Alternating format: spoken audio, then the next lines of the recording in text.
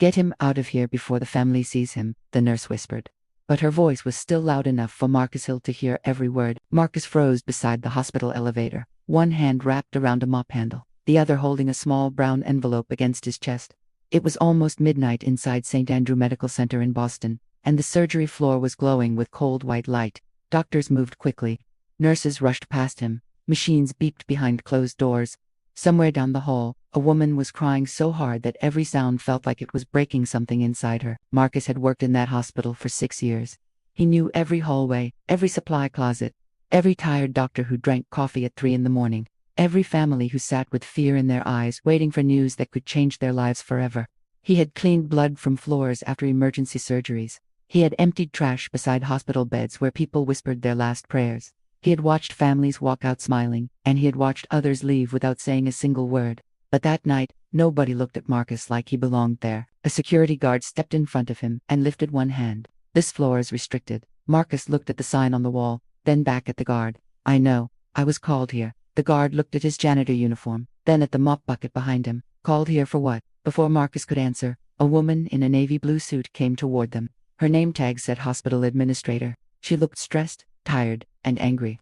Behind her, a wealthy-looking white man in a gray coat was pacing near the waiting room doors, speaking sharply into his phone. The administrator looked Marcus up and down. "You cannot be standing here right now. We have a very important donor case happening tonight." Marcus held the envelope tighter. "That is why I'm here." She gave a short laugh, not because anything was funny, but because she did not believe him for even 1 second. "Sir, this is not the cleaning schedule. This is a transplant floor. You need to go downstairs." Marcus took a slow breath. "My name is Marcus Hill. I got a call from the transplant coordinator 40 minutes ago. I was told to come straight to surgery registration." The security guard shifted his weight, confused now, but the administrator's face became harder. "Do not make this difficult," she said. "A child's life is on the line tonight." Marcus looked past her through the glass doors of the waiting room. He saw a little girl's photo on a phone screen in the hands of the crying woman. She looked about 12 years old, with soft brown hair, a bright smile, and a hospital bracelet around her wrist. Marcus felt his chest tighten. "I know," he said quietly. "That's why I came." The wealthy man ended his phone call and walked over. His eyes landed on Marcus's uniform first, not his face. "What is going on? Why is maintenance standing outside my daughter's surgery floor?" The administrator turned quickly. "Mr. Whitmore, I'm handling it." Marcus recognized the name. Everyone in Boston knew Charles Whitmore. He owned hotels, restaurants, real estate, and half the billboards near the highway. His daughter, Lily Whitmore, had been on the news for months because she needed a kidney transplant. The city had prayed for her. Celebrities had shared her story. A foundation had been created in her name. Charles stared at Marcus like he was dirt tracked onto an expensive carpet. "This is a private medical situation. I don't want random staff wandering around." Marcus swallowed the hurt rising in his throat. He had heard words like that before. Random, staff, maintenance. People could say those words softly and still make them cut like glass. "I'm not wandering," Marcus said. "I was contacted by the hospital." Charles stepped closer. "For cleaning." Marcus looked him in the eye. "No." For one moment, the hallway went quiet except for the machines behind the walls. Then the administrator snapped. "Security, escort him down." The guard reached for Marcus's arm. Marcus pulled back, not violently, but firmly. "Please check the file." The administrator's lips tightened. "We do not have time for this." Marcus opened the brown envelope and took out a folded paper. "My blood work, my matching tests, my donor clearance. Please, just check the file." Charles gave a cold smile. "You expect us to believe you are the donor?" Marcus did not answer right away. He looked again at the photo of Lily in the waiting room. He thought about the phone call he had received while cleaning the emergency department. He thought about the transplant coordinator's shaking voice. He thought about the words, "Mr. Hill, you are the match. You are the only match we have. Can you come now?" Then he said, "Yes, I am." Charles laughed once, sharp and cruel. "This is ridiculous." The administrator looked embarrassed now, but not because she had hurt Marcus.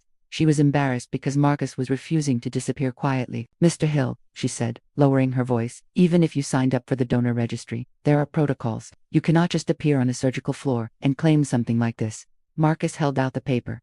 "I am not claiming. I was called." The guard looked uncomfortable. "Maybe we should call the coordinator." The administrator shot him a look. "I said I'm handling it." That was when another doctor came running down the hall. She was a black woman in blue scrubs, with glasses pushed up on her head and panic in her eyes. "Where is Marcus Hill?" she asked. Nobody moved. Marcus lifted his hand slowly. "I'm Marcus." The doctor rushed toward him. Thank God, I'm Dr. Elena Brooks. Transplant surgery. We have been calling registration. Why aren't you prepped? The administrator's face changed. The guard dropped his hand. Charles stopped breathing for half a second. Dr. Brooks looked around. What is happening here? Marcus did not speak. The silence answered for him. Dr. Brooks looked at the administrator, then at Charles, then at the security guard. Her voice turned cold. This man is Lily Whitmore's compatible donor. He is the reason that child has a chance to live tonight. The crying woman in the waiting room stood up. She was Lily's mother. Her hand went to her mouth. Charles stared at Marcus like he was seeing him for the first time, but Marcus knew that was not true. People like Charles had always seen him.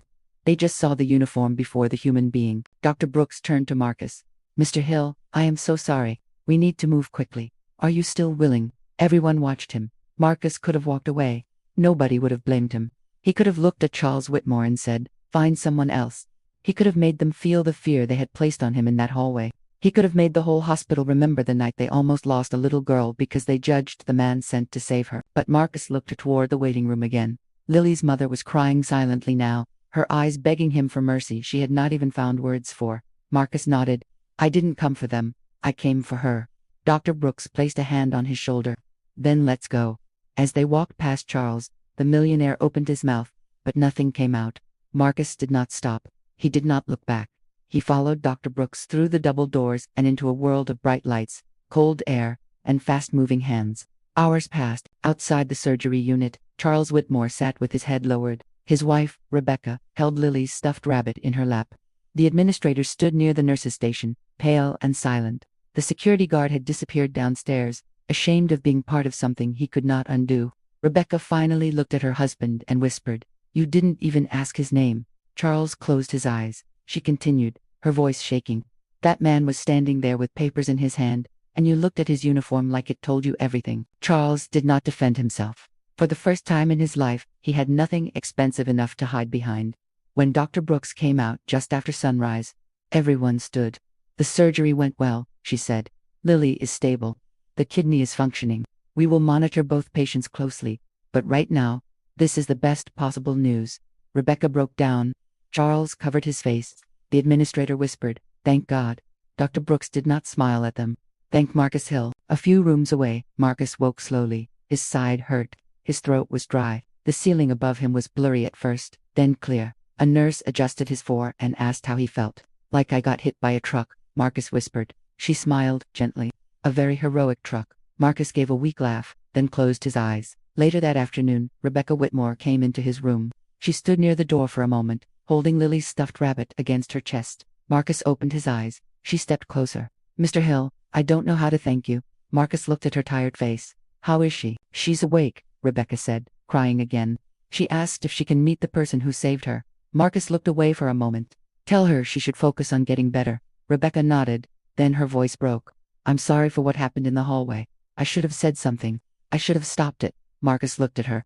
Sometimes silence helps cruelty feel official. Rebecca lowered her head because she knew he was right. A few minutes later, Charles came in. He looked smaller, without his coat, without his phone, without his sharp voice. He stood beside the bed like a man who had finally reached a door money could not open.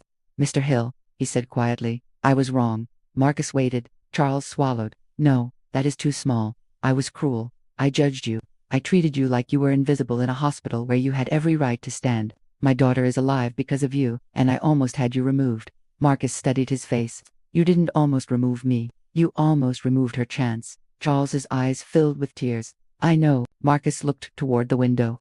The Boston sky was gray, and rain was sliding softly down the glass. My mother died in a hospital, Marcus said, years ago. She needed help, but people kept assuming she was exaggerating. They kept making her wait. They kept calling other patients first. By the time someone listened, it was too late. Rebecca covered her mouth. Marcus continued softly. After she died, I signed up as a donor. Blood, bone marrow, kidney, anything I could give. I thought maybe one day, if someone else's family was waiting in a hospital, I could help them leave with hope instead of silence. Charles wiped his eyes. And we gave you silence. Marcus looked at him now. You gave me what I've been given my whole life. A look that says I don't belong until I prove I do. The room became still. Charles nodded slowly. I cannot undo last night. No, Marcus said. You can't. But I can change what happens next. Marcus did not answer. 3 weeks later, Lily Whitmore was strong enough to leave the hospital. Cameras gathered outside because the city wanted a happy ending. Reporters expected Charles Whitmore to speak about miracles, family, and gratitude. Instead, he walked to the microphone with Marcus beside him. The reporters went quiet. Charles took a breath. My daughter is alive today because of Marcus Hill. But before he saved her life, I judged him by his uniform and by the color of his skin. I treated the man sent to save my child like he was a problem to be removed. The cameras flashed. Marcus stood calmly beside him, hands folded, face unreadable. Charles continued. That moment exposed something ugly in me, and something dangerous in our systems. A hospital worker should not have to prove his humanity before people listen. A black man should not have to carry papers in his hand before someone believes his words. A uniform should never erase a person's dignity.